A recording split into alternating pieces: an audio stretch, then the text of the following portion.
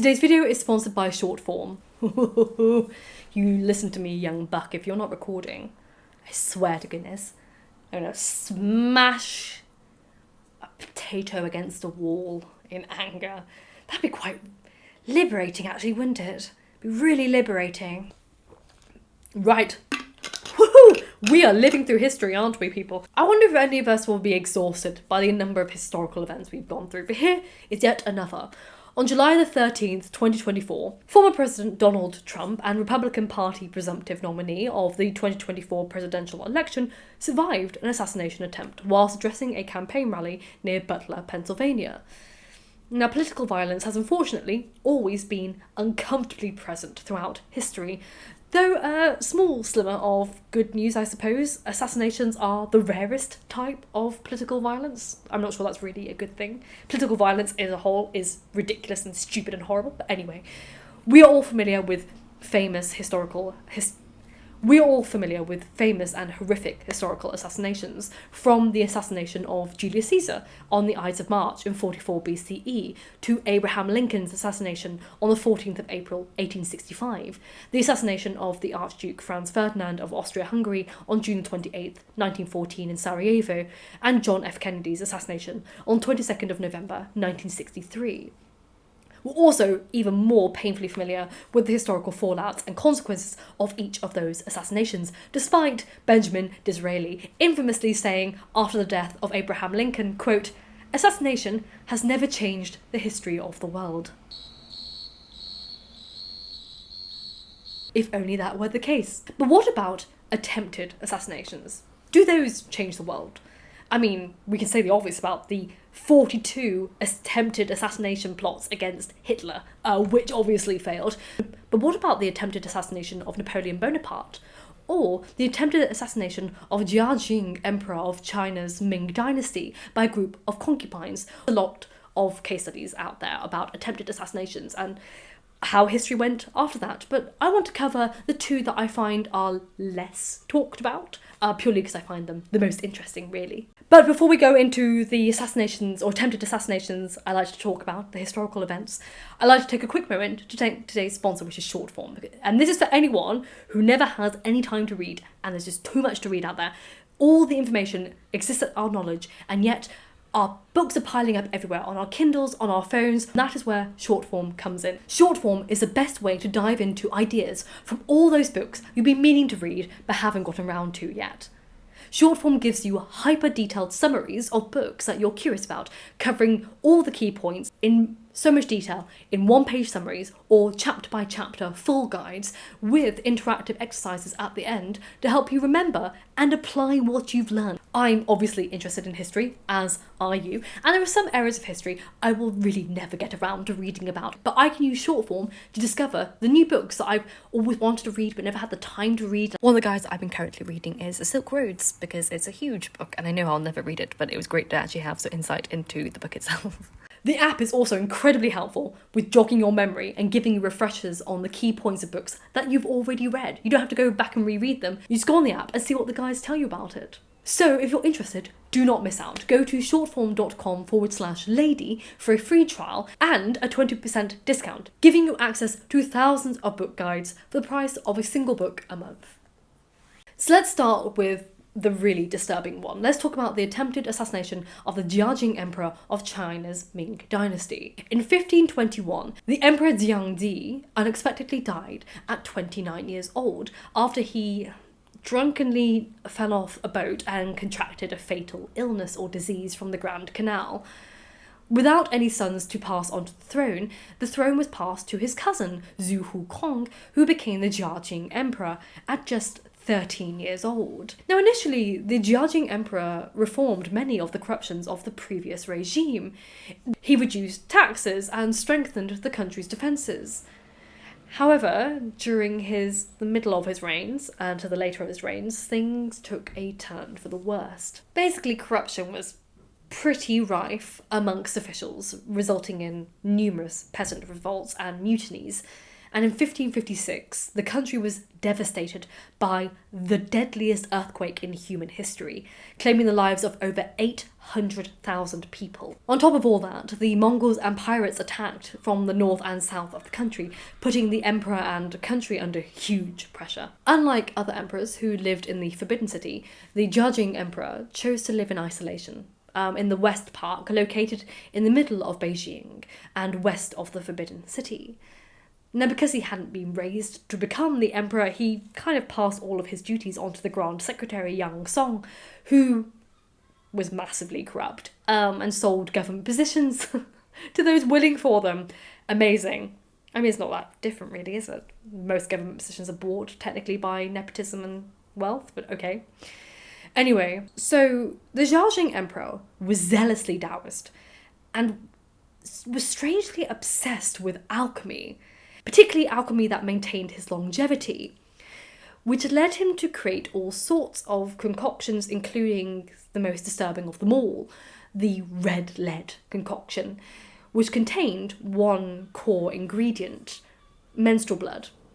The menstrual blood of virgins. The emperor farmed his elixir from young girls that he kept imprisoned in his palace, girls who were only around the age of 13, who were taken from their homes, obviously against their will. The girls were fed a diet purely of mulberry leaves and rainwater to keep their blood pure, and they spent their days waking up early to collect the dew from banana trees from the palace gardens to serve it to the emperor to drink. Now, naturally, as you can imagine, such a minimal diet and inhumane circumstances resulted in many of the girls becoming incredibly unwell and falling ill, for which they were beaten and punished. And over 200 girls died from being beaten to death alone, let alone those that were death by starvation and illness. So after 21 years of horror and hundreds of girls dying and suffering, a group of concubines decided enough was enough. 16 of them hatched a plan to kill the emperor whilst he slept, and one night they burst into his bedroom and pinned his arms and legs down on the bed, whilst one of the girls removed a ribbon from her hair and wrapped it around his neck and pulled on the silk cord until he lost consciousness. However, during this plot, the young girl made one fatal, or rather non-fatal flaw in her approach. She tied a knot in the ribbon, and the knot became too small and stuck. The girl couldn't loosen the knot to adjust it, and so the knot actually prevented the ribbon from becoming any tighter around the emperor's neck, likely due to a lot of trauma and very corrupt relationships with the emperor. One of the girls who was involved in the attack was so overwrought with guilt that she ran to Empress Fang to confess their crimes. The empress stormed into the scene and saved the emperor's life before ordering all of the young girls, including a concubine who had been in the emperor's bed at the time, to be executed by slow slicing. This form of execution involved the girls being tied up in a public place where people watched as knives were used to methodically remove portions of their body until they bled to death. Some records during the Ming Dynasty show that there might have been included up to 3,000 incisions over a 3-day period on these girls. In this form of execution, flesh of the prisoners were often sold off as medicine, and the families of the girls also paid the price for the attempted assassination. Empress Fang ordered 10 of the family members to be beheaded and 20 other family members to be enslaved. Now, you'd think this would give the emperor a wake-up call, perhaps stop him in his tracks, but sadly, their failed assassination led to more torture. The emperor doubled down, and he tightened up the restrictions that he had on the virgins. And once Empress Fang died, he brought in 300 more young girls in 1547. Then in 1542, he decided to change things up a bit. He lowered the age of the virgins he was drinking the blood of and brought into his palace 200 8-year-old girls.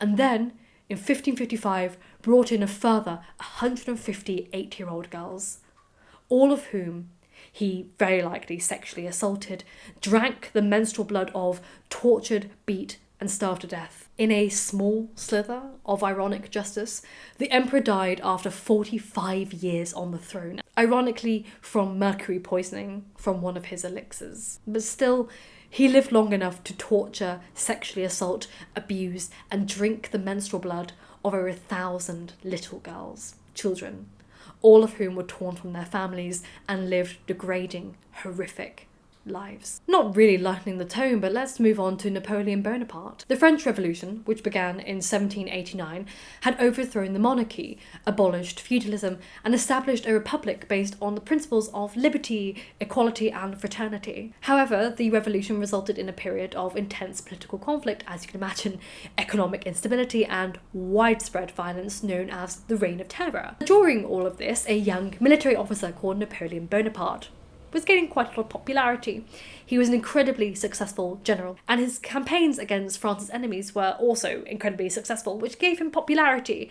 And with popularity came power and arrogance, I would say. In 1799, he staged a coup d'etat and installed himself as the first consul, effectively making him the ruler of France and signalling a return to autocratic leadership for France. Naturally, as you can imagine, he wasn't always that popular with others. So the plot of the Rue Saint-Nicaise took place in Paris on Christmas Eve in 1800. Napoleon, his wife, and members of his family and friends had plans to attend the opening of Haydn's Creation at the Opera, and the Parisian newspapers published his anticipated attendance, which is incredibly opportunistic for those who hated Napoleon. Jean-Baptiste Coster, Georges Cadoudal, Pierre Picot de Limolan, and Pierre Robineau de Saint-Régent were the main royalists behind the assassination, using what would be known as the machine infernale, a barrel filled with gunpowder secured to a horse-drawn cart. So this cart was driven to the Rue Saint-Nicaise, north of the palace. Limolan crossed over to the Palace du Carrousel, where he was on lookout, and he could then signal to the others when to light the fuse. Saint-Régent then approached a 14-year-old girl on the street, Marianne Poussol, who was the daughter of a woman who sold fresh-baked rolls and vegetables in a nearby Rue du Bac. He asked the little girl to hold on to the mare for a few minutes, and he paid her 12 sous. At 8 p.m, Napoleon, his wife Josephine, and his aide-de-camp went to the opera in a carriage, preceded by a cavalry escort from the Garde Consulaire. And it was said that Napoleon, because he was completely exhausted, actually fell asleep in the carriage and didn't really see what happened until he heard it. I know I'm bad with pronunciation, but this is French. This is so French. My apologies to the French. So as the carriage passed the Rue Saint-Nicaise, where Saint-Régent was stationed with the bomb, and entered the Rue des Faubourgs Saint-Honoré, Limolan, who was on the lookout, panicked and signalled a bit too late. It was only when the leading grenadiers in Napoleon's guard rode past him that Saint-Régent lit the fuse and fled the scene. The machine infernale exploded, killing the little girl and the horse, and injured many other bystanders. Now, how many people died or were injured is unknown. There's one scholar who claims that 12 persons were killed and 28 were wounded in the blast. There's another who states that 9 innocent people died and 26 people were injured.